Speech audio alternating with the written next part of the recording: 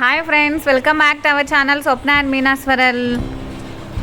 ఏంటి ఈరోజు ఈ తమలపాకులు పెట్టుకొని ఏదో ఒక దారం పెట్టుకుంది అనుకుంటున్నారా? ఈరోజు మరి శనివారం కదండి. ప్రతి శనివారం కూడా మనము హనుమానుడికి ఇలా తమలపాకులు తీసుకొని వాటిపైన మనము శ్రీరామ అని రాసుకొని ఫస్ట్ ఒక దారం తీసుకొని దానికి మనం గంగ సింధూరం అంతా పట్టించేసి ఇలా తమలపాకులను కూడా మనం అలా నిడిలతో కుచ్చేసుకొని ఒక దండలాగా చేసుకొని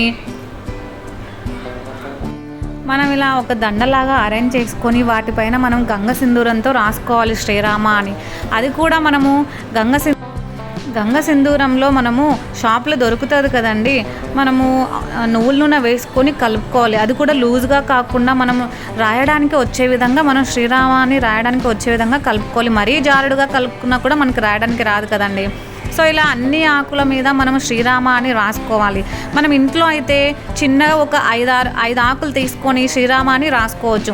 అదే మనం గుడికి వెళ్ళి మనం పూజ చేసుకోవాలి అనుకుంటే ఒక 51 కానీ 108 కానీ ఆకుల మీద ఇలా దండలాగా అరేంజ్ చేసుకొని మాలలాగా దండలాగా అరేంజ్ చేసుకొని మనం పూజ చేసుకోవచ్చు అనమాట. ఇంట్లో అయితే మనకి ఇలా 5 అయితే చాలండి. శ్రీరామ అని రాసుకొని మనం విగ్రహానికి కానీ పటం ఉంటుంది కదండి ఇంట్లో, అలా హనుమాన్ పటంకి వేసుకుంటే చాలా మంచిది. మనం అనుకున్న కార్యాలు సిద్ధిస్తాయి, మన కోరికలు కూడా నెరవేరుతాయి.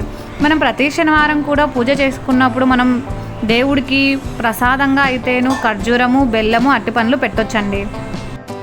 ఒకరోజు సీతామాత సింధూరం పెట్టుకుంటే హనుమానుడు వచ్చి ఎందుకు మాత సింధూరం పెట్టుకున్నారు అంటే భర్త ఆయుష్ పెరగాలని పెట్టుకున్నా అని చెప్తుంది. అప్పుడు హనుమానుడికి మరి శ్రీరాముడు అంటే మక్కువ కదా. అప్పుడు ఏం చేశాడంటే హనుమానుడు ఒళ్ళంతా గంగ సింధూరం పూసేసుకున్నాడంట.